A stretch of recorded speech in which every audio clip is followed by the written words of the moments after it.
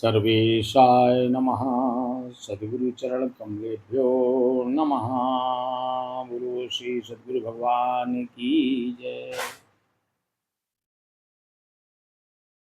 आज के इस सेशन में आप सभी को सादर जयशंकर। आज हम किसी गंभीर दार्शनिक सिद्धांत पर चर्चा के लिए नहीं आए हैं, बल्कि आज हम आपके बीच कुछ ऐसी घटनाओं को लेकर आ रहे हैं जो दुनिया के अंदर घटित हुई तो सारी दुनिया आश्चर्यचकित रह गई। बहुत सारे वैज्ञानिकों ने इस पर शोध की, सांख्यिकी विदों ने उस पर अध्ययन किया, और जब कुछ भी समझ में नहीं आया तो उन्हें एक दुर्लभ संयोग कहकर छोड़ दिया। लेकिन क्या हमारा जीवन केवल एक घटनाओं की श्रृंखला है, या जीवन में जब कुछ अद्भुत संयोग दिखते हैं तो क्या ये केवल दुर्लभ संयोग कहे जा सकते हैं, या इनके पीछे भी कोई दार्शनिक रहस्य छिपा हुआ है? चेतना की शक्तियों की, चेतना के आयाम का स्तर है, या कुछ और है? आज इसी विषय पर चर्चा करेंगे। आज कोई और विशेष सिद्धांत नहीं, हम ये देखने का प्रयास करेंगे कि ये जो घटनाएं दुनिया के अंदर घटित हुई, यूरोप के देशों में तो उन घटनाओं के पीछे हमारा दर्शन, हमारी भगवत गीता या हमारा चिंतन क्या संकेत हमें देता है, और क्या ये जो विचित्र संयोग हैं इनका कोई लाभ हम अपने व्यक्तिगत जीवन में ले सकते हैं और अपने जीवन को और ऊंचाइयों तक पहुंचा सकते हैं। आज इसी विषय पर चर्चा करेंगे जो हर व्यक्ति के लिए बहुत लाभदायक होने वाली है और जीवन को समझने वाली है। और आप विश्वास मानिए, इन घटनाओं को सुनकर आप भी एक बार चिंतन करने के लिए विवश हो जाएंगे। तो इस आज की वीडियो को यदि आपने प्रारंभ किया है तो अंत तक अवश्य सुने, क्योंकि आज हम इसको वीडियो फॉर्म में दे रहे हैं।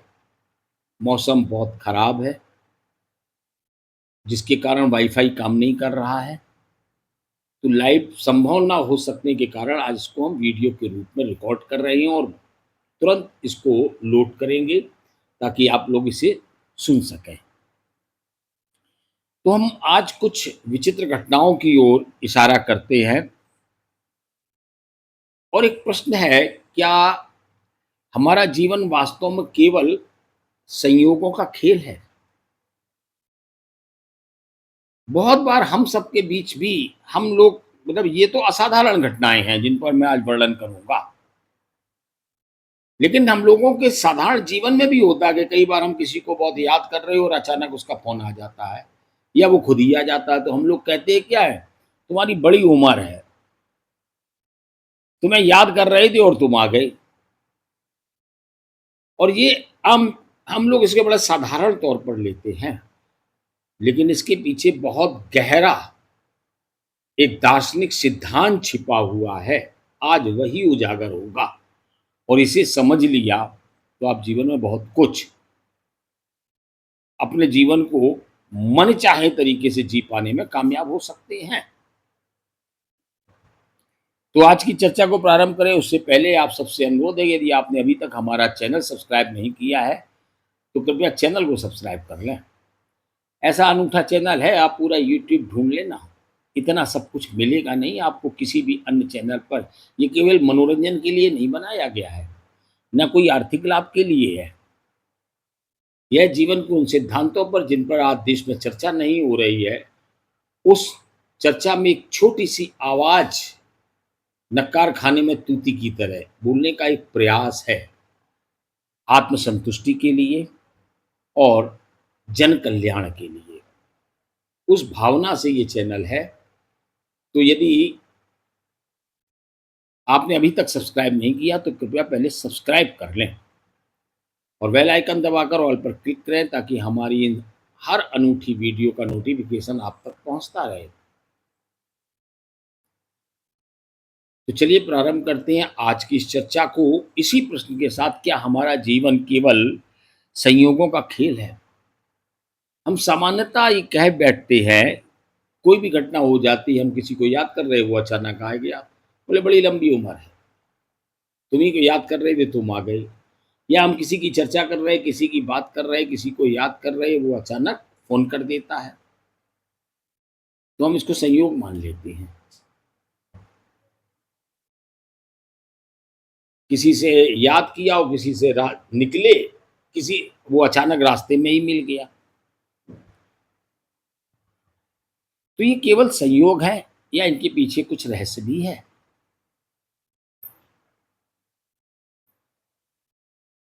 तमाम ऐसे संयोग होते रहते हैं, हम किसी प्रश्न का उत्तर खोज रहे हैं और वो किताब अचानक हमारे हाथ लग जाती है और वो उसका उत्तर हमें उसमें मिल जाता है। कभी-कभी ऐसे-ऐसे संयोग आ जाते हैं कि हमारी बुद्धि ठिठक जाती है और तब मन पूछता है, क्या इन सब के पीछे कोई अदृश्य व्यवस्था काम कर रही है? या ये केवल मात्र संयोग है या इसके पीछे भी कोई एक व्यवस्था है जिसको हम आप नहीं जानते हैं और वो काम कर रही है। ये सब कुछ अनायास नहीं हो रहा है। तो एक बात ध्यान रखना इस चर्चा में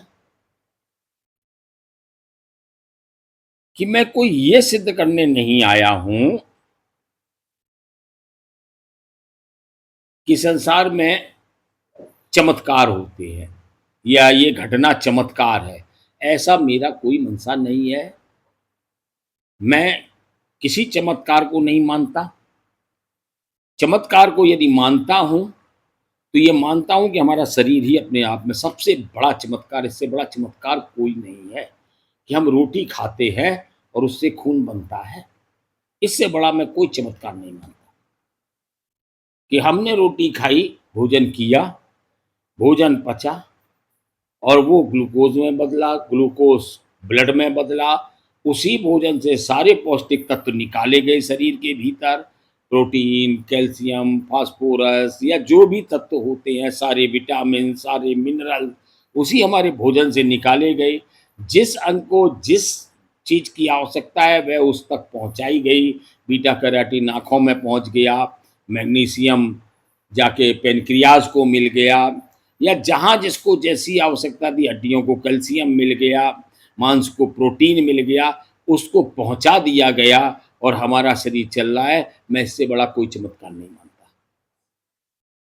ये जो पर्चे बनाए जाते हैं, ये हाथ पे उत्तर लिख कर आ जाते हैं या हवा में भस्म देने लगते हैं, हवा में केला मँगा लिया, पकड़ा दिया, ये सब ट्रिकें हैं। मैं इनको किसी को चमत्कार नहीं मानता। चमत्कार मैं ये मानता हूँ जो हमारे शरीर के अंदर प्रतिदिन घटित होता है। हम सो जाते हैं, हमारा जीवन चलता रहता है, ये चमत्कार मानता हूँ मैं। इसके अलावा मैं किसी चीज़ को चमत्कार नहीं मानता, तो मैं इन घटनाओं को भी किसी चमत्कार के रूप में प्रस्तुत करने नहीं आया हूँ। पहले बहुत स्पष्ट इस बात को समझ लें। मैं तो उसमें छिपी हुई परमात्मा की वह अदृश्य व्यवस्था को की ओर झाँकने का प्रयास कर रहा हूँ कि शायद उसकी झलक मिल जाए कि ये कारण क्या है।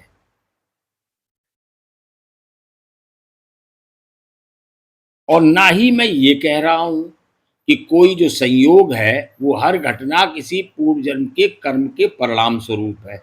ये भी मैं नहीं कहने आया हूँ। बस इतना कहना चाहता हूँ कि जीवन जितना हमें दिखाई देता है, उससे कहीं ज़्यादा रहस्यमय है।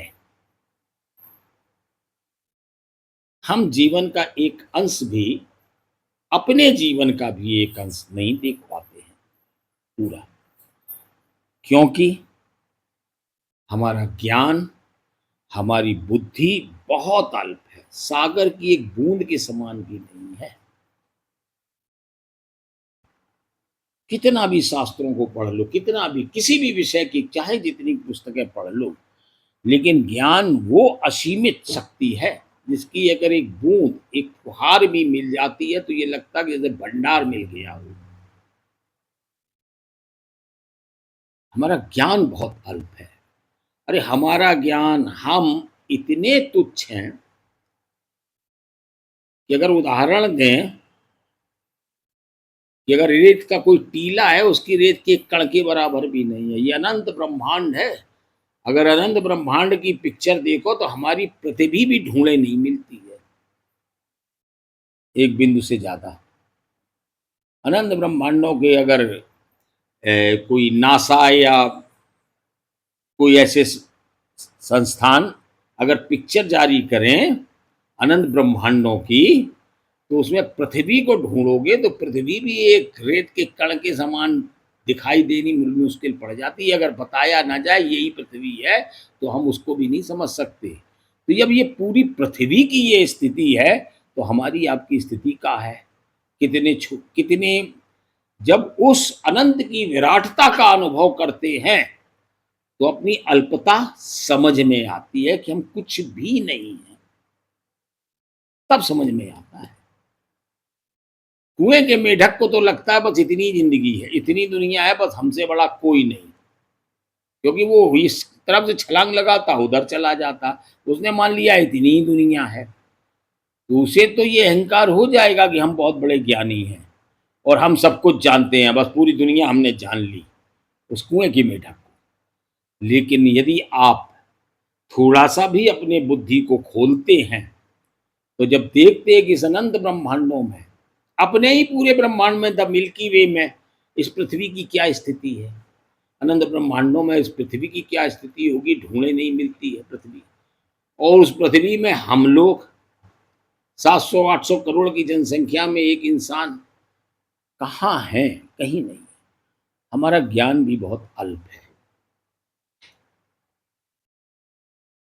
तो हमें जो नई चीज दिखती है वो हमें अद्भुत लगने लगती है, रहस्यमय लगने लगती है, चमत्कार लगने लगती है।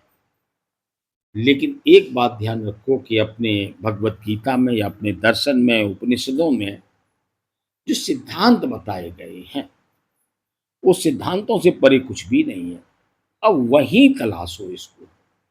कोई भी घटना, संयोग अद्भुत है तो कारण तुम्हें मिल जाएगा भगवत गीता में, उपनिषद के सिद्धांतों में, उसको आप तलाश सकते हो। बस वही प्रयास है आज का। तो ये जीवन हमें जितना दिखाई देता है, जितना हम अपना जीवन देख पाते हैं, ये उससे कहीं अधिक रहस्यमय है। और इन रहस्यों को जानने का प्रयास करो। पर्चा न खुलवाने चले जाओ कहीं, भगवत गीता उपनिषद के सिद्धांतों से खोजने का प्रयास करो। तो हम लोग चलते हैं भगवत गीता की। गीता में भगवान कृष्ण कहते हैं गहना कर्मणो गति ही, यानी कर्म की गति अत्यंत गहन है। कर्म गति टारे नहीं टरे, मीरा ने लिखा। कर्मन की गति न्यारी में किस विधि लिखूं नारी। जो रहस्यमय चिंतक हुए, अंतर में जो गहराइयों में गए, उन्होंने इसको, इसकी झलक पा पाई है। समझना तो पूर्णतया हम नहीं समझते, ईश्वर के अलावा कोई और समझ पाता होगा। लेकिन हम आप जब जो चिंतन, गहराइयों में चिंतन करते हैं तो कुछ झलक तो मिल जाती है, शेष को तो झलक भी नहीं है। तो मीरा कहती हैं कि कर्मन की गति न्यारी, मैं किस विधि लिखूं मुरारी। कर्म गति टारे नाही टरे। भगवान कृष्ण कहते हैं कि कर्म की गति अत्यंत गहन है। गहना कर्मणो गति। तो आइए पहले कुछ घटनाओं को हम सुनते हैं जिस पर आज हम चर्चा करना चाहते हैं। तो मैं चाहता हूं कि अभी हम कोई निष्कर्ष न निकालें, पहले घटनाएं सुने कि घटनाएं क्या मैं आपके बीच लेकर आया हूं। ऐसी तो अनंत घटनाएं हैं, मैं 4-5 उठाकर लाया हूं दुनिया के, जो घटित हुई हैं। ये काल्पनिक घटनाएं नहीं है, ये हाल के समय की, इसी युग समय की। और कोई 10 साल पहले, कोई 20 साल पहले, कोई 40 साल पहले। और ये सत्य घटनाएं हैं। आप यदि चाहें अभी घटनाएं सुने, फिर आप इंटरनेट पर जाकर सर्च कर सकते हैं तो इनके बारे में और आपको विस्तार से मिल जाएगा। मैं तो संक्षिप्त में लूँगा, लेकिन आप जब उन घटनाओं को वहाँ पर जाएँगे, सर्च करेंगे इंटरनेट पर, तो ये घटनाएं आपको विस्तार में मिल जाएंगी। तो पहले केवल घटनाएं सुनते हैं, फिर हम लोग बैठकर अंत में इस पर विचार करेंगे। पहली घटना, और पहली घटना है, दो लॉरा बक्सटन बालिकाएं हैं और एक गुब्बारा। इंग्लैंड में एक छोटी सी बच्ची है, लगभग 10 वर्ष की। उसका नाम है लॉरा बक्सटन। ये शायद सन 2001 की घटना है। उसकी उम्र है 10 साल। उसके दादा दादी की शादी की 50वीं सालगिरह थी। उस अवसर पर एक गुब्बारा वो गैस का छोड़ती है आकाश में। और बाल बुद्धि, बाल बुद्धि क्या होती है कि अपनी चीज से मोह भी बहुत होता है और शौक भी होता है गुब्बारा उड़े। और गुब्बारा हमारे चाहिए नहीं, हमारे पास है, गुब्बारा भी चाहिए है और उड़ाना भी है। ये बाल मनोविज्ञान है। उड़ने का मजा भी लेना है, देखो इतनी ऊंचा पहुंच गया, इतने ऊंचे पहुंच गया, इतने ऊंचे पहुंच गया। और इच्छा ये भी है कि गुब्बारा हमारा हमारे ही पास बना रहे। दोनों ही बातें होती हैं, जबकि दोनों संभव नहीं है, लेकिन बच्चा नहीं समझता उस बात को। उसके भी मन में यही बात आई, तो उसने उस गुब्बारे को उड़ाया और उसके उसमें एक कार्ड में लिख दिया कि जिसे मिले वो लॉरा बक्सटन को वापस कर दे, मेरा है ये। और उसमें अपना पता पूरा लिख दिया कि ये पता है, और उसी में बांध दिया और उड़ा दिया। अब ये गुब्बारा उड़ता हुआ, उड़ता उड़ता वहां से, शहर तो मुझे ध्यान नहीं है कौन सा है, 245 किलोमीटर दूर एक खेत में गिरा जाकर। खेत में एक किसान को मिला। किसान ने गुब्बारा उठाया और देखा उसमें एक कार्ड भी बंधा हुआ है। तो उसने पढ़ा, तो उसमें लिखा था कि लॉरा बक्सटन को दे देना। अब देखिए संयोग, लॉरा बक्सटन उसके पड़ोस में रहती थी। उसने सोचा कि ये उसी बच्ची का है, मेरी पड़ोसी की बच्ची का। उसने जाकर लॉरा बक्सटन को दे दिया। अब ये दूसरी लॉरा बक्सटन है, जिसके यहाँ गुब्बारा गिरा उसके पड़ोस में भी लॉरा बक्सटन रहती थी। उसने पढ़ा कि लॉरा बक्सटन का है, उसने उठा के देखा आके लॉरा बक्सटन को दे दिया, वो भी 10 साल की बच्ची। लॉरा बक्सटन ने देखा कि नाम तो मीरा लिखा, लेकिन गुब्बारा मीरा नहीं है। तो उसके माता पिता को भी उत्सुकता हुई। उन्होंने कार्ड को पूरा निकाला और खोल कर पढ़ा, तो उसमें एक एड्रेस लिखा, 245 किलोमीटर दूर एक शहर का। तो एक मामूली साधारण सी बात कि चलो तुम्हारे नाम की लड़की वहां रहती हो, देखो तुम्हारे पास गुब्बारा आ गया, ये कैसा संयोग है। तो उत्सुकतावश उन्होंने कांटेक्ट किया। कोई पुरानी घटना नहीं है, 2001 है, फोन चल रहे थे, फोन तो थे ही लोगों के पास। उन्होंने उनसे कांटेक्ट किया, उस परिवार से। तो कुछ ऐसी चीजें आई कि वो आश्चर्यचकित रह गए। तो उन्होंने दोनों बच्चियों को आपस में मिलाने का निर्णय लिया, और ये अपनी बच्ची को, जिसको गुब्बारा मिला था, उसके माता पिता बच्ची को लेकर उस लॉरा बक्सटन के घर जाते हैं जिसने गुब्बारा उड़ाया था। अब आप संयोग देखिए, दोनों जब वहां पहुंचते हैं तो दोनों लड़कियां लगभग एक उम्र की, 10 वर्ष की, एक आध महीने का अंतर। दोनों का नाम लॉरा बक्सटन, दोनों की शक्ल सूरत रंग रूप कदकाठी लगभग एक जैसी।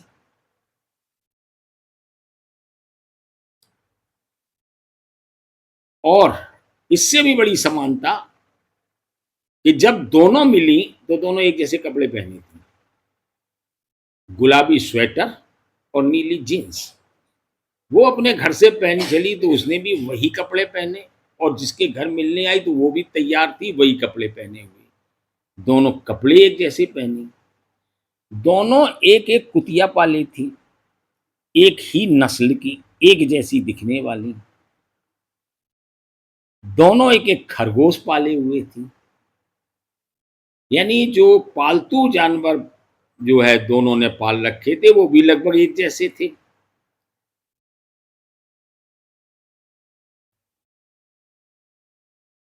अब जरा रुकिए, एक गुब्बारा जो हवा के भरोसे छोड़ा गया, सैकड़ों संभावित दिशाएं थी, कहीं भी उड़कर जा सकता था, लेकिन वो पहुंचा कहां? इन दो लड़कियों को मिलाने के लिए, जिनमें इतनी एक रूपता प्रकृति ने दे रखी थी कि एक जैसी उनकी रुचि थी, एक जैसी उनकी शकल सूरत थी, एक जैसी उनकी उम्र थी, एक जैसी उनकी रुचियां थी। इसलिए कपड़े भी देखो, एक जब मिले तो एक जैसे पहने थे दोनों ने। पालतू जानवर जो उन्होंने सिलेक्ट किए, एक ही नस्ल के कुत्ते दोनों ने, दोनों की कुतियां थी और एक ही नस्ल की थी दोनों की। दोनों खरगोश पाल रही थी, दोनों की रुचियां विचार लगभग लगभग एक जैसे थे। तो वो हवा का गुब्बारा कहीं भी उड़कर जा सकता था, बनी रहती बेटियां। लेकिन क्या यहाँ कोई प्रकृति की शक्ति काम कर रही थी उन दोनों को मिलाने के लिए? तब तो वो गुब्बारा वहां उड़कर पहुंचा। हजारों, सैकड़ों संभावित दिशाएं, हजारों संभावित स्थान और लाखों संभावित लोग हो सकते थे, लेकिन किसके पास पहुंचा?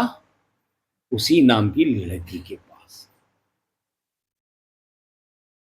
उसी उम्र की एक बच्ची के हाथ में। अब हम आपसे ये पूछते हैं, क्या इसे केवल संयोग कहकर छोड़ देना चाहिए?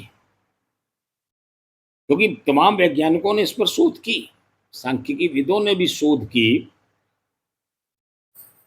लेकिन क्या दर्शन के विद्यार्थी, अध्यात्म के साधक इसको केवल संयोग कहकर छोड़ देंगे? यह बुद्ध, वैज्ञानिकों ने एक रिपोर्ट दे दी कि ये दुर्लभ संयोग है, लेकिन क्या आध्यात्मिक व्यक्ति भी, दर्शन पर चिंता करने वाले व्यक्ति भी उसे संयोग छोड़ देंगे? संयोग कह के तो नहीं छोड़ देंगे।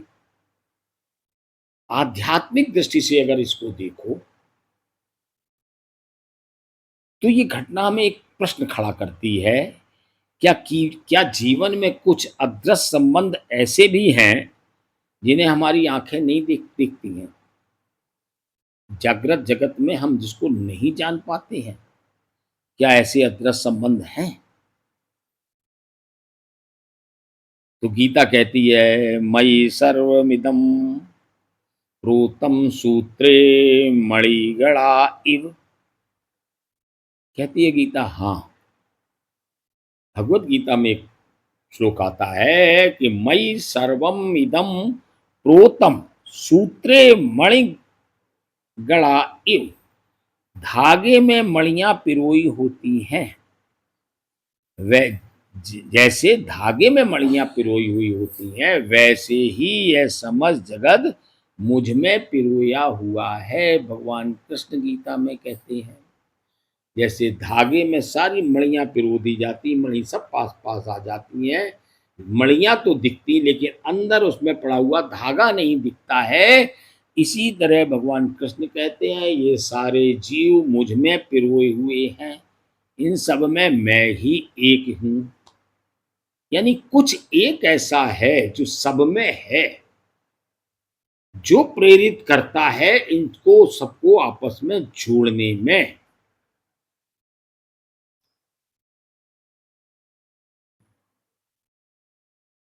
तो हमारा जीवन भी ऐसा है, हमें घटनाएं तो दिखाई देती हैं, लेकिन सूत्र नहीं दिखता है जो अदृश्य है, जिसमें भगवान कृष्ण कहते हैं सब एक ही में पिरोए हुए हो, अंतर से सब एक हो। ऐसे बहुत सारे उपनिषद में और भगवत गीता में ऐसे श्लोक मंत्र आते हैं जो बताते हैं कि अंतर से सब एक है, समष्टि चेतना जो है वो एक ही है। जैसे ये सारे बिजली के जितने उपकरण हैं उसमें सब में बिजली एक है, केवल एक आपके घर में नहीं, पड़ोसी के घर में, पूरे मोहल्ले में, पूरे शहर में जो बिजली है वो एक ही है। एक ही बिजली सब में पिरोई हुई है और सब उपकरण, सबके बल्ब, सबके रॉड, सबके सीएफएल, एलईडी, सबके TV, fridge, AC, washing machine सब जो चलते हैं वो अलग-अलग चलते दिखाई देते हैं, लेकिन इन सब में बिजली एक ही होती है। इसी तरह सारे जीवधारी जो काम करते हुए, चलते-फिरते, बोलते, सारी क्रियाएँ करते हुए अलग-अलग दिखाई देते हैं, लेकिन इन सब में जो चेतना है वो एक ही है, वही परमात्मा है सब में।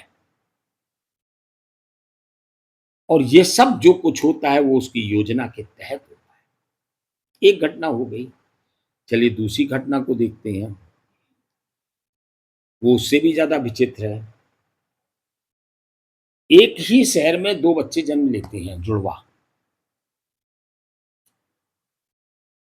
और जन्म के बाद किसी कारणवश माता-पिता उन दोनों बच्चों को अलग-अलग दंपतियों को क्या कहते गोद दे देता है। लोग ले जाते हैं दोनों बच्चों को। किन्हीं कारणवश माता-पिता ने दिए होंगे। दोनों अलग-अलग शहरों में के निवासी थे। तो जो उनको गोद लेने वाले माता-पिता थे, वो उन बच्चों को गोद लेकर और अपने-अपने शहरों में चले गए। अब दोनों बच्चे अलग-अलग वातावरण में पले, अलग-अलग संस्कारों में पले, अलग-अलग माता-पिता ने पाले और उनका आपस में कोई संबंध नहीं था। बाद में उन्हें कहीं से पता लगता हो या जो कुछ भी हो, तो 35 साल बाद वो दोनों एक-दूसरे से मिलते हैं और मिलते हैं तो क्या संयोग सामने आता है, 35 साल तक कोई संपर्क एक-दूसरे से किसी प्रकार का नहीं हुआ और अलग-अलग सामाजिक स्थितियों में दोनों पले-बड़े हुए। तो जो दोनों में समानताएँ निकल कर आईं, उनको देखकर दुनिया आश्चर्यचकित रह गई और इसको जिम ट्विन्स की कहानी के रूप में प्रचारित किया गया, चर्चा हुई। जिम ट्विन्स के नाम से आपको इंटरनेट पर ये घटना मिल जाएगी। कि अब देखिए कि दोनों का नाम जिम, यहाँ जन्म से पहले कोई नाम नहीं रखे गए, माता-पिता अपने-अपने घर ले गए, वहाँ उन्होंने उनके नाम रखे, तो दोनों ने उनके नाम जिम रखे। दोनों बड़े हुए, दोनों की शादी हुई, दोनों की पत्नी के नाम एक जैसे थे, शायद लिंडा। दोनों की पत्नी के नाम लिंडा थे। दोनों के तलाक हो गए। दोनों ने दोबारा शादी की और दोबारा जो शादी की तो दोनों की पत्नियों के नाम फिर बेटी था। दोनों के एक-एक बेटा और दोनों ने अपने-अपने बेटे का नाम जिम एलन रखा। अब इसको क्या कहोगे? मिले कभी हैं ही नहीं, कोई संपर्क नहीं है। ये क्या कौन कर रहा है ये सब? अच्छा और समानताएँ मिली, दोनों एक ही ब्रांड की सिगरेट पीते थे। दोनों के पास एक ही कंपनी की, एक ही मॉडल की कार थी और दोनों छुट्टियों मनाने के लिए फ्लोरिडा जाया करते थे। यानी आदतें भी समान। कैसे संभव हुआ ये? संपर्क कुछ हुआ नहीं। जब मिले तब ये समानताएँ मिली। दोनों अलग-अलग वातावरण में पले, तो इतनी समानताएँ कहाँ से आ गईं? क्या इसे केवल संयोग कहोगे या अंतर चेतना का आकर्षण कहोगे?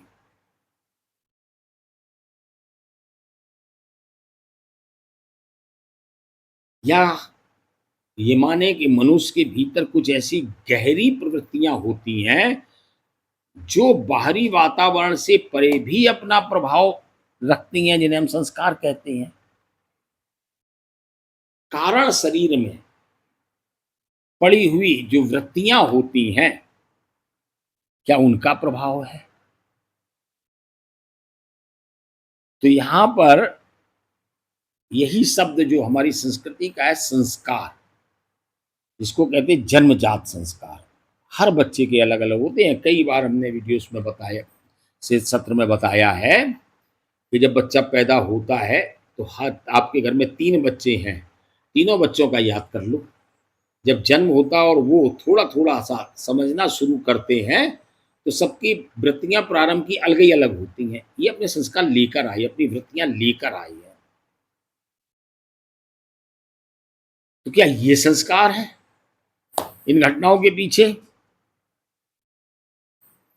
हम केवल वर्तमान क्षण नहीं, एक चीज़ समझ लो कि हम केवल वर्तमान क्षण नहीं, हमारे भीतर हमारी पूर्व की स्मृतियाँ हैं, प्रवृत्तियाँ हैं, जन्म-जन्मांतर की इच्छाएँ हैं, भय है, आकर्षण है और संस्कार हैं, और ये सब अपना काम करते हैं। गीता कर्म की गहन गति की बात करती है और भारतीय आध्यात्मिक परंपरा कहती है कि कर्म केवल बाहरी घटना नहीं है, कर्म मन पर छाप छोड़ता है, वही छाप संस्कार बनते हैं, और संस्कार जो है वो आगे की हमारी प्रवृत्तियों को प्रभावित करते हैं। इसलिए साधक को अपने जीवन में ये देखना चाहिए कि मैं बार बार वही गलती क्यों करता हूँ, क्योंकि संस्कार पड़े हुए हैं। बार बार वही गलती होती है, संस्कार पड़े हुए, उनके कारण ये हो रही है। बार बार मैं उसी प्रकार के संबंधों में क्यों फंस जाता हूँ, कुछ चीजें बिना किसी कारण के मुझे क्यों आकर्षित करती हैं, और कुछ चीजों से मुझे बिना कारण भय क्यों लगता है। ये सबके जीवन में होता है।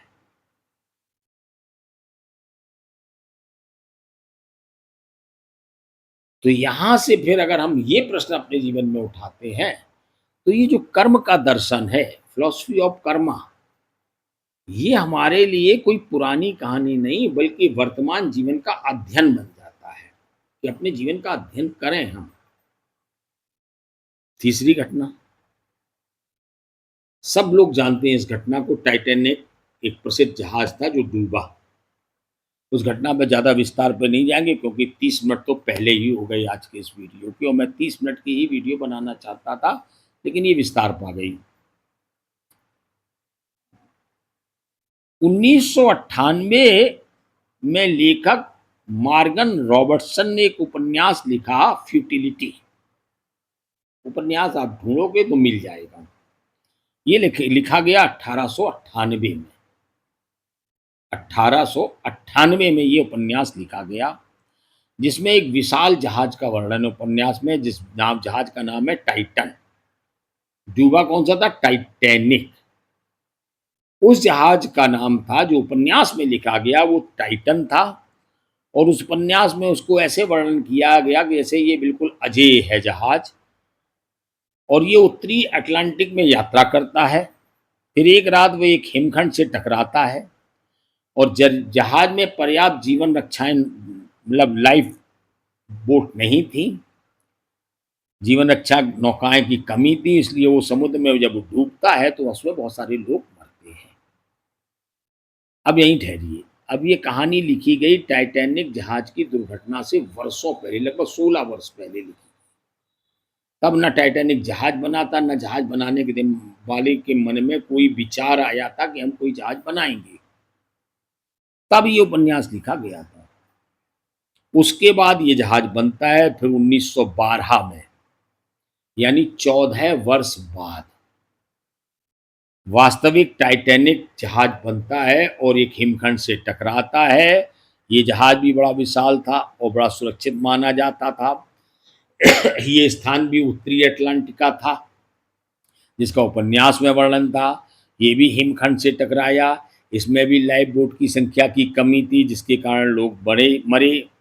तो अब जब हम दोनों, उस उपन्यास की कथा को और टाइटैनिक की दुर्घटना की कहानी को एक साथ रखते हैं, तो हम ये निष्कर्ष ना निकाल लें कि वो उपन्यास का लेखक कोई बड़ा भविष्य दृष्टा था। ना?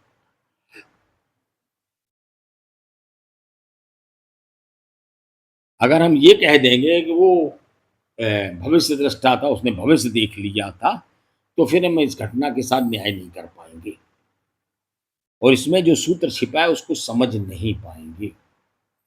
वो एक सामान्य उपन्यासकार था और यही वैज्ञानिक ईमानदारी है, उसको एक सामान्य उपन्यासकार ही मानना, भविष्यवक्ता ना मानना। तो फिर एक प्रश्न यहाँ पर खड़ा होता है कि मानव की चेतना की सीमा क्या है? मानव की चेतना में क्या-क्या आ सकता है?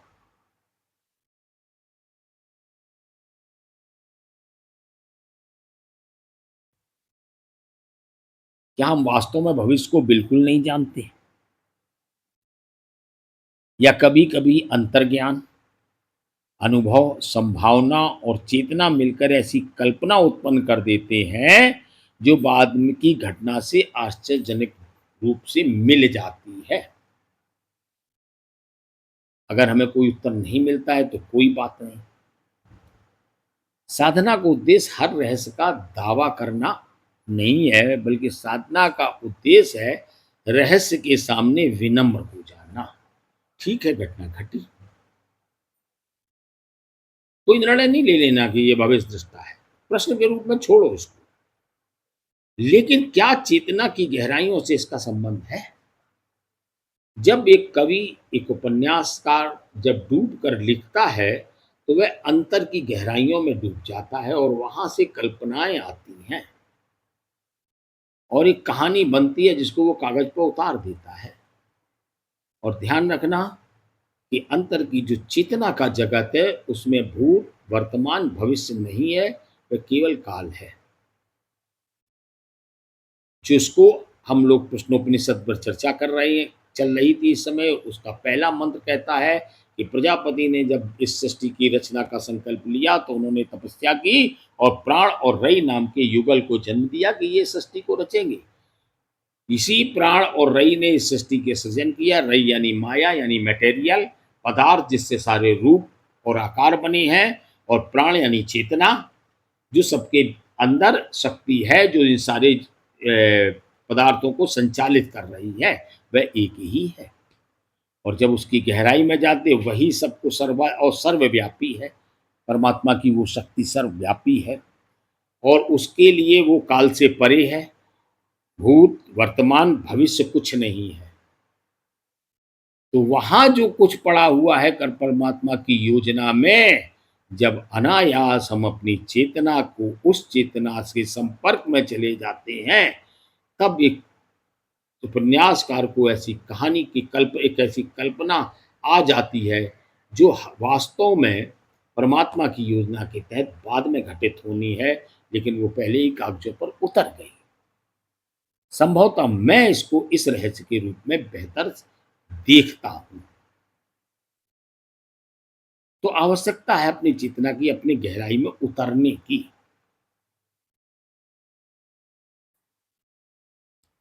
अब एक और घटना है रिचर्ड पार्कर की। ये भी बड़ा विचित्र संयोग है। सन 1838 में एडगर एलन पो ने एक समुद्री कथा लिखी। ये भी राइटर है। उसने एक समुद्री कथा लिखी और उसमें दिखा कि कुछ नाविक संकट में पड़ गए, एक जहाज डूब गया, कुछ नाविक संकट में पड़ गए और वो लकड़ी के तख्तों पर तैरते रहे और किनारा मिल नहीं रहा था, तो भूख में मतलब बिल्कुल ये कंडीशन आ गई कि जीवन मरने मृत्यु का संकट खड़ा हो गया कि अब तो भूख से ही मर जाएंगे। तो उन्होंने अपने एक साथी की हत्या की और उसी को खा लिया। ये कथा लिखी गई सन 1838 में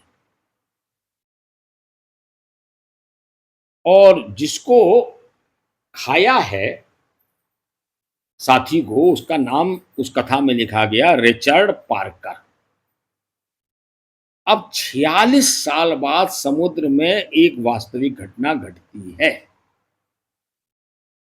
कुछ नाविक समुद्र में संकट में फंस जाते थे, भूख से बेहाल थे और अंततः वो अपने उस ग्रुप में जो सबसे कम उम्र का एक लड़का है, उसको मार डालते हैं और उसी को खा जाते हैं। और आप देखिए जो मारा गया है लड़का, उस लड़के का नाम था रिचर्ड पार्कर, जिसको उस कथा में रिचर्ड पार्कर नाम लिखा गया। और इधर जो 46 साल बाद घटना हुई, इंटरनेट पर सर्च करो सब मिल जाएगा। और उसका भी नाम रिचर्ड पार्कर था। अब क्या ये कथा में भविष्यवाणी थी? ये बिल्कुल नहीं, क्योंकि कोई भविष्यवक्ता नहीं था, वो राइटर था, डूब कर लिखता था। यानी अंतर की गहराइयों में जब आप जाओगे, तो जो एक शब्द आपने कभी सुना हो कि हमारे ऋषि त्रिकालदर्शी हुआ करते थे, त्रिकालदर्शी शब्द प्रयोग हुआ है। दरअसल वो ध्यान में चेतना की गहराइयों में इतने नीचे उतरते थे कि उनके हृदय में जो कल्पनाएं आती थी वो वास्तव में भविष्य में घटित होने वाली थी। कहा जाता है कि कृष्ण द्वैपायन वेद व्यास जी ने महाभारत युद्ध की घट घटित होने से पहले ही लिख दिया था।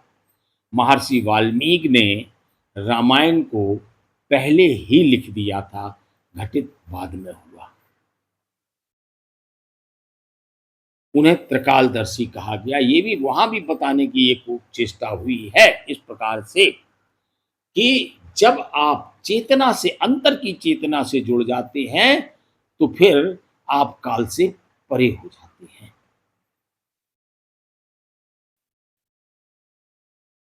मैं व्यक्तिगत अनुभव से कहता हूं इस बात को। यद्यपि समझने वाले के समझ में कुछ नहीं आता है, मैं अपने अनुभव की घटना बताता हूं कि ध्यान में स्वप्नावस्था होती है तो स्वप्न जैसे ही आते रहते हैं, तो उसको हम लोग कभी ध्यान तो देते नहीं उन चीज़ों पर, क्या आया क्या गया।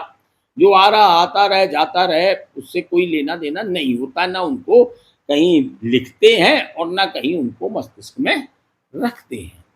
मैंने एक घटना बताई थी कि मैंने देखा कि अजीब सा शहर है, और चूंकि मैं, अधिकारियों की एक टीम सड़क पर घूम रही है और उसके साथ मैं भी हूँ, और चूंकि ऐसी घटनाएं मेरे जीवन में, हम पत्रकारिता के समय में थे, तो ऐसा होता रहता था कि अधिकारियों की टीम निकली, उन्होंने पत्रकारों को भी बुला लिया, पत्रकार और अधिकारी एक साथ भ्रमण कर रहे हैं, तो उसको बड़ा सामान्य वे में लिया था कि एक भी आदमी नहीं दिख रहा है, न दरवाज़ों पर, न खिड़कियों पर, न छतों पर, न सड़कों पर, न बाज़ार खुला है, सबके दरवाजे बंद हैं, किसी में ताला नहीं लगा, यानी सब अंदर से बंद है। तो एक अजीब-सी स्थिति को देखा, तो हमने बताया भी था, बाद में बताया था कि जब समझ में आया। अब वो आई, गई, चली गई, खत्म हो गई इसमें। और क्या था, कुछ मतलब नहीं। कि ऐसी ऐसी बहुत सारी आती रहती है। जब आप स्वप्नावस्था में ध्यान में होते हैं, तो निरंतर कुछ ना कुछ पिक्चर्स ही टीवी जैसी चलती ही रहती है। जब कोरोना आया और लॉकडाउन लगा, तब उस वो स्मृति वहाँ खटकी कि ये स्थिति तो पहले ही दिखी थी ध्यान में। अब लोग हैं, सड़कों पर कोई नहीं है, कोई छतों पर नहीं, कोई खिड़कियों पर नहीं, और सबके घर अंदर से बंद हैं, और अधिकारी सड़कों पर टहल रहे हैं कि लोग लॉकडाउन तो नहीं तोड़ रहे हैं। तो मैं अपने व्यक्तिगत अनुभव की बात करता हूँ। फिर बताई भी थी ये बात को। अब इन घटनाओं से जोड़ो कि जो लेखक ने लिख दिया, घटनाएँ हुई, यानी अंतर की चेतना से जुड़ना यहाँ समझ में आता महत्वपूर्ण कितना है। इस बात के लिए नहीं कि आप भविष्यवक्ता बन जाएँ और भविष्य के बारे में बताने लगें, और ये नहीं है। अंतर से जब आप जुड़ जाते हो, तो जो अंतःप्रेरणा होती है, वह तुम्हें जीवन जीने के लिए सदैव सही मार्ग दिखाती है। वरना आप बाहर से जुड़े रहते हो, बाहर की सलाहों पर काम करते रहते हो, गलतियां आपसे वहीं पर होती हैं। इसका सिर्फ इतना सा उपयोग कर लो जीवन में। अंतर की चेतना से जुड़ो, सदैव तुम्हें यह सही मार्ग दिखाएगी। तुम्हारा जीवन जिस लिए है, क्यों, परमात्मा की योजना तुम्हारे लिए क्या है, वह योजना तुम्हें अंतर से मिलेगी। यदि तुम अंतः प्रेरणा से काम करते रहोगे तो निश्चित तौर पर आप परमात्मा की योजना के तहत बहते रहोगे। जीवन शांत, सुखद और आनंददायक होगा। यदि अंतर से नहीं जुड़ते हो तो फिर बाहर से जुड़ोगे। देखिए, दोनों बातें हर समय रहती हैं, अंतर और बाहर। अभी क्या है कि बाहर से ज़्यादा जुड़े हो, अंतर से कम जुड़े हो, तो जब कोई कार्य करते हो तो जो सलाह बाहर से मिलती है उसके तहत काम करते हो। यद्यपि अंदर से आवाज़ आती है ये सही है या गलत, आती है हर काम में, लेकिन आप चूंकि अंतर से अभी बहुत अच्छे तरह नहीं जुड़े हो तो आप उसको दबा लेते हो और बाहर की सलाह पर काम कर बैठते हो। यहीं कभी सभी होता है, कभी गलत हो जाता है काम। और जब गलत हो जाता है तो तुम कहते हो एक बार मन में तो आया था कि यार ऐसा ना करो, इस गड़बड़ हो सकती है, लेकिन हमने फिर उनकी बात मान ली और कर दिया ऐसा। ये ऐसा इसलिए होता कि अभी बाहर से ज़्यादा जुड़े हो। बाहर से जुड़ाव को कम करो, अंतर से जुड़ो। अंतः प्रेरणा से जो तुम्हारी बात आएगी वह परमात्मा का आदेश होता है, उसको करने का अभ्यास बढ़ाओ। ये घटनाएं हमें इस बात का संकेत दे रही हैं, और वहां पर गलतियां नहीं होंगी।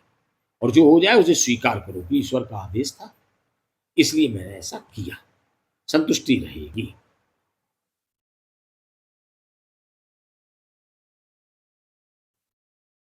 और ये जो घटनाएं हैं इनका हमें कोई बहुत उत्तर नहीं तलाशना है, प्रश्न बना रखना है कि क्यों हुआ ऐसा। जब तक तुम्हारे अंदर प्रश्न बने रहेंगे तुम्हारी आध्यात्मिकता जिंदा रहेगी।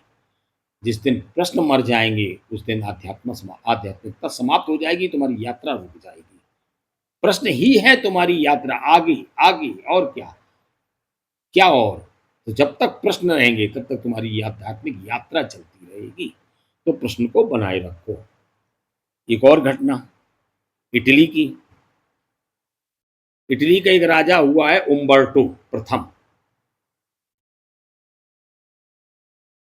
तो उसका जो मिलता है उल्लेख कि राजा एक दिन अचानक एक रेस्टोरेंट में पहुंच गया, और रेस्टोरेंट में जब वो बैठा तो उसने देखा कि रेस्टोरेंट का मालिक बिल्कुल उसका जैसा दिखता है, बिल्कुल जैसे हमशक्ल हो। और जब ऐसा कोई दिखता तो हर व्यक्ति में रुचि होती है, तो उसने उसको राजा ने बुलवाया। और जब सामने आया दोनों ने एक दूसरे को देखा, दोनों बिल्कुल ऐसा लग रहा था जैसे कि डबल रोल हो। तो राजा ने पूछा क्या नाम है तुम्हारा, तो उसने कहा लैम्बर्टो। अब राजा और आश्चर्य में पड़ गया कि मेरा भी नाम लैम्बर्टो, इसका भी नाम लैम्बर्टो। ये समानता दिखी तो उन्होंने कहा कि तुम्हारा जन्म कहाँ हुआ था।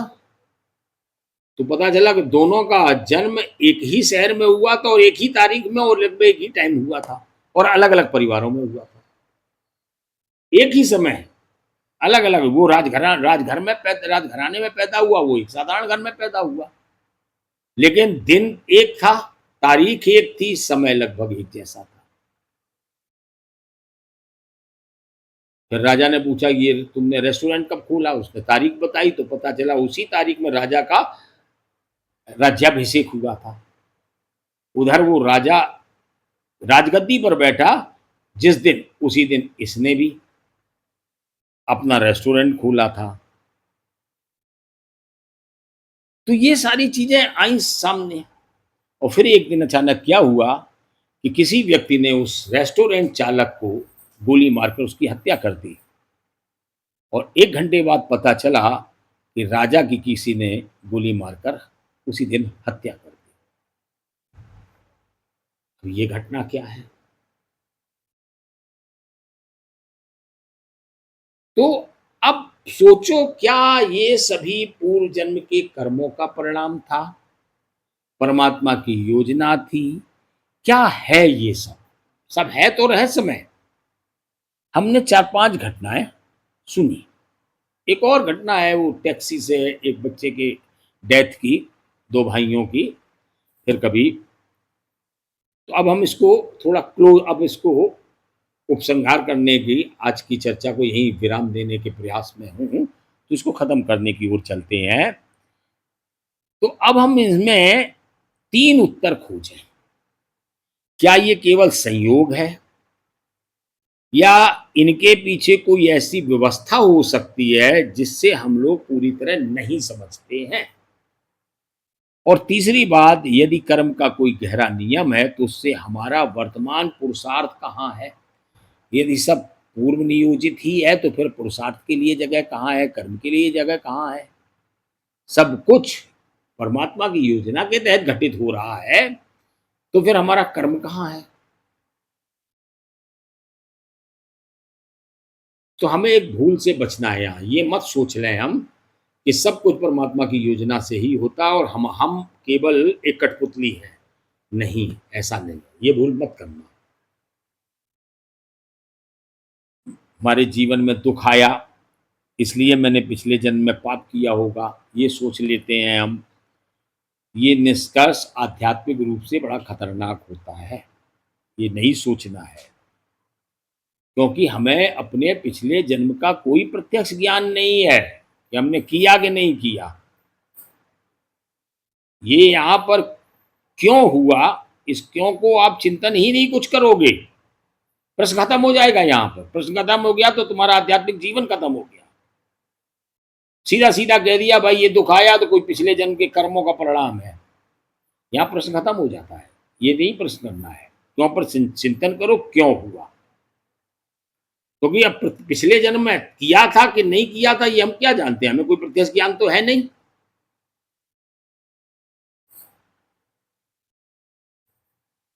गीता हमें थोड़ा परिपक्व दृष्टि देती है कि कर्म की गति गहन है।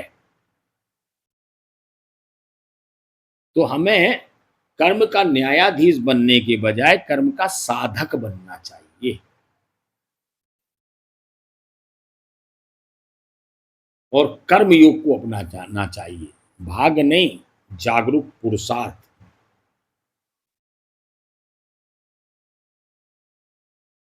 क्योंकि अब एक प्रश्न उठता है कि कर्म का ताना बाना इतना गहरा है, जैसे ये घटनाएं बताती हैं, तो फिर मनुष्य क्या स्वतंत्र है?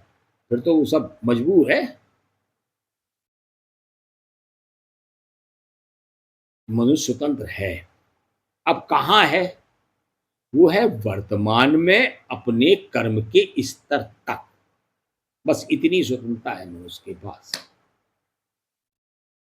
कि वो जो चाहे सो कर्म करे वर्तमान में, और उस कर्म तक स्वतंत्र है। कर्म के फल में वो स्वतंत्र नहीं है।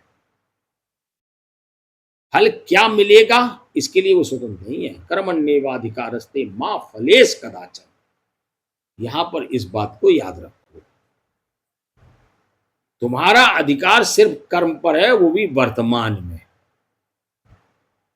से सब परमात्मा की योजना है। और कर्म को केवल अपनी नौकरी या व्यापार या पैसे के लाभ हानि से ही केवल मत जोड़ लेना। कर्म का मतलब है पूरा, हर विचार, हर चिंतन, हर कर्म, हर भावना व्यापक है। तुम सोचते तक वही हो जिन गुणों का तुम्हारे अंदर जीवन में ज्यादा प्रभाव है। अगर तुम तमोगुण प्रधान जीवन है तो तुम्हारे विचार तमोगुण से ही प्रभावित आएंगे। आलस्य, जड़ता और प्रमाद के गुण भी अपना काम करते हैं। तो यदि तुम चाहते हो कि हमारे अंदर सतोगुणी विचार आए, तो तुम्हारे पास कर्म का ऑप्शन है कि तुम इनको परिवर्तित कर सकते हो। इसके लिए तुम स्वतंत्र हो। भले ही आज तुम्हारा जीवन तमोगुण या रजोगुण प्रधान है, और यदि तुम जीवन को अपना सतोगुण प्रधान बनाना चाहते हो तो कर्म के लिए स्वतंत्र हो। अपने जीवन में अपने कर्मों को सतोगुणी बनाओ। भोजन सतोगुणी कर लो, आचरण सतोगुणी कर लो, अपने आसपास का वातावरण सतोगुणी कर लो, अपनी संगति सतोगुणी कर लो। देखो कि तुम्हारा सतोगुण प्रबल हो जाएगा, तमोगुण घट जाएगा। और जब सतोगुण प्रबल हो जाएगा तो तुम्हारे विचार सतोगुणी होने लगेंगे। ये है स्वतंत्रता तुम्हारे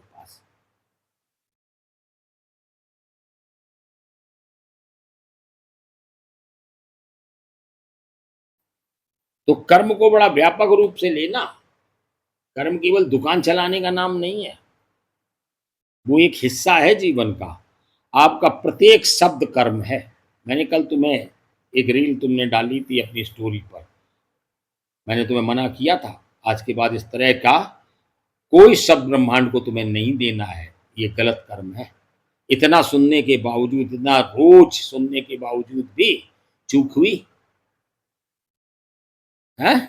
ऐसी चूक नहीं करना है, बस यही तो सीखना है जीवन में कि हम कहाँ पर बिगाड़ रहे हैं अपना। मतलब आपका प्रत्येक शब्द भी कर्म है, आपका व्यवहार भी कर्म है, आपकी नीयत भी महत्वपूर्ण है।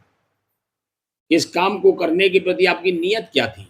जैसे एक व्यक्ति किसी को चाकू मार देता है, नियत है शत्रुता निकालना, और एक डॉक्टर चाकू मार के पेट फाड़ देता है, नियत है उसे उसके ट्यूमर को निकाल देना और उस व्यक्ति के जीवन की रक्षा करना, उसके जीवन को बचाना।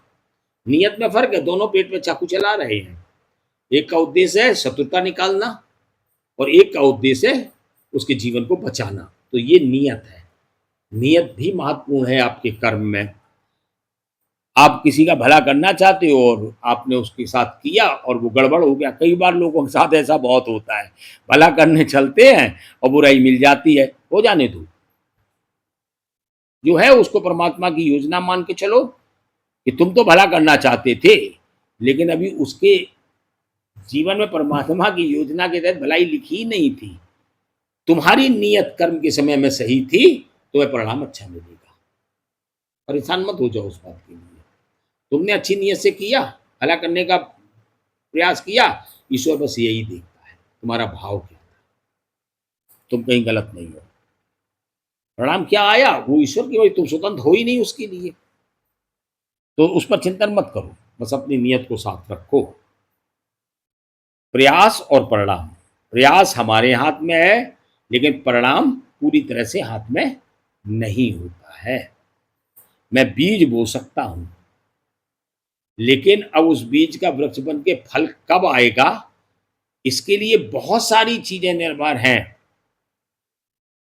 और कितना फल आएगा क्या है हमारे हाथ में? हमने एक नींबू का पौधा लगाया, इतना नींबू आ रहा है उसमें कि हम खा नहीं पा रहे हैं, बांटते ही रहते हैं। एक नींबू का पौधा लगाया, उसमें एक नींबू देखने को तरस गए हैं। बीज तो दोनों, पौधे तो दोनों हम ही ने लगाए थे। एक में इतना नींबू आ रहा है कि खर्च नहीं किए चुक रहा है, एक में एक नींबू देखने को तरस गई। आज 5-7 साल हो गए उस पौधे को लगे हुए। दोनों को लगाने वाला मैं खुद, परिणाम दोनों के अलग आए। परिणाम हाथ में नहीं है। कब आएगा फल, किन परिस्थितियों में आएगा, ये सब हमारे नियंत्रण में है ही नहीं। हमारे नियंत्रण में सिर्फ बीज बोना था, पौधा लगाना था मेरे नियंत्रण में। और जो ये समझ लेता है वही कर्मयोगी है। कर्मयोगी क्या कहता है कि मैं अपना सर्वश्रेष्ठ दूंगा, बेस्ट ट्राई करूंगा, लेकिन परिणाम को अपनी पहचान नहीं बनाऊंगा। सफल हो जाऊं, असफल हो जाऊं, ये मेरे हाथ में है ही नहीं, इसलिए इसको अपनी पहचान नहीं बनाऊंगा। मैं तो केवल अपना प्रयास करूंगा, अपना बेस्ट दूंगा, बस इतना ही मेरे हाथ में है। इतनी हमारी स्वतंत्रता है। परिणाम जो आता है आने दो, जो आएगा वही स्वीकार है। और कर्तापन से साक्षी भाव की ओर चलो। हमने, हमारी सबसे बड़ी समस्या कर्म नहीं है, बल्कि कर्तापन का अहंकार है कि मैंने किया। हम कहते हैं मैंने किया, मेरे कारण हुआ, मैंने जीवन बनाया। लेकिन एक क्षण अपने शरीर को देखिए, क्या हृदय को आप स्वयं चला रहे हो?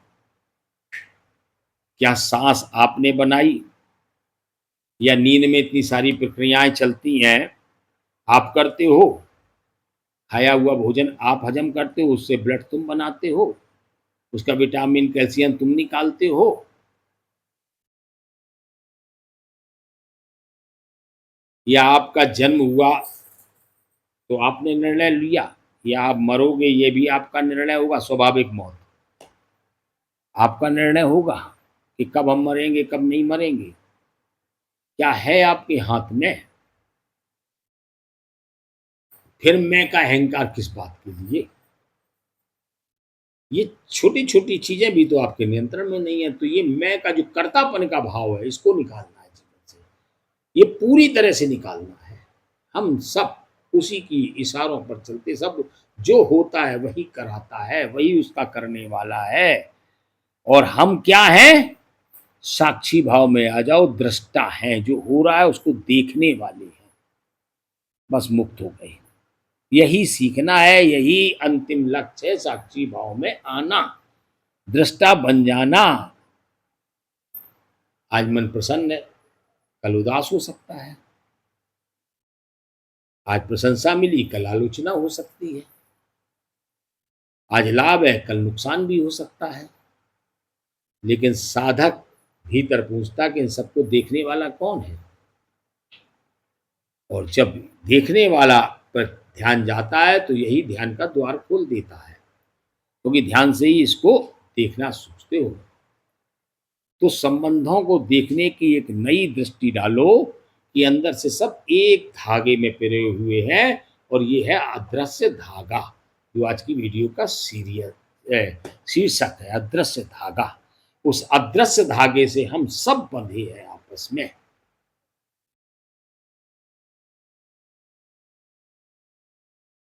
अब अपने जीवन में लोगों को याद कीजिए, माता पिता, संतान, जीवन साथी, मित्र, शत्रु, गुरु, पुत्र, पुत्री, वे लोग भी जिन्होंने आपको चोट पहुंचाई।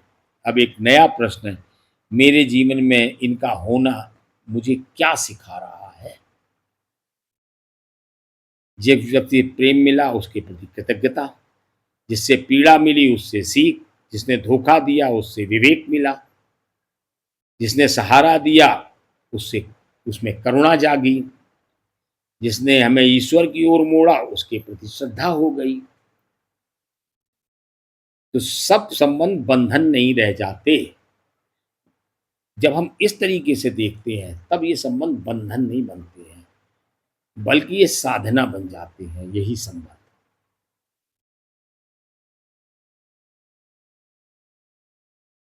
और ये चर्चा एक ऐसी चर्चा हो गई जो खत्म होने का नाम ही नहीं ले रही है। मैं समझता हूँ आज के लिए इतना ही। इस पर फिर किसी दिन और चर्चा करेंगे। तो आप समझिए कि इन घटनाओं को देखिए और ये समझ लीजिए कि हम अदृश्य धागे में पिरोई गई मणियां हैं हम सब, और सब अंतर से हम एक ही हैं। सब में वही एक परमात्मा व्याप्त है। हम कोई अलग अलग नहीं है, हम सब एक हैं। केवल माया के कारण बाहरी रूप, आकार, नाम का भेद है, लेकिन चेतना के स्तर में हम सब एक हैं। तो चेतना के स्तर पर जाइए, इसलिए ध्यान बहुत आवश्यक है। जीवन के सत्य को जानना है, जीवन को यदि आनंदमय बनाना है, तो ध्यान के सिवा कोई दूसरा रास्ता नहीं है। ध्यान में आप अपनी उस चेतना से जितना गहरे जुड़ते चले जाते हो, और गहराई भी अनंत है। जितना अनंत में जुड़ते जाओगे, दुनिया के रहस्य खुलते जाएंगे। आपका जीवन सरल, आनंदमय, स्वस्थ और उत्कृष्ट हो जाएगा। यही बस कहना चाहता हूँ। हो सकता है कि आज की बात पूरी तरह ना समझ में आई हो, तो ये और भी अच्छा है, क्योंकि यहाँ से प्रश्न खड़े होंगे आपके मस्तिष्क में।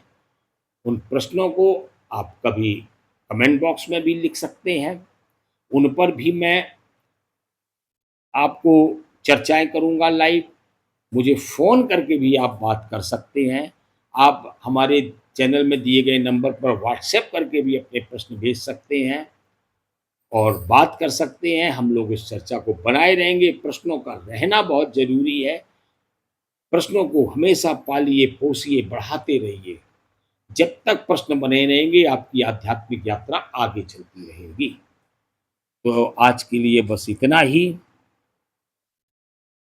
कल पुनः भेंट होगी। यदि मौसम ने साथ दिया तो लाइव आएंगे, और यदि मौसम इसी प्रकार से रहा तो पुनः वीडियो के रूप में कल आपसे भेंट होगी। तब तक के लिए आप सभी को सप्रेम जय शंकर और सद्गुरु भगवान के श्री चरणों में प्रणाम।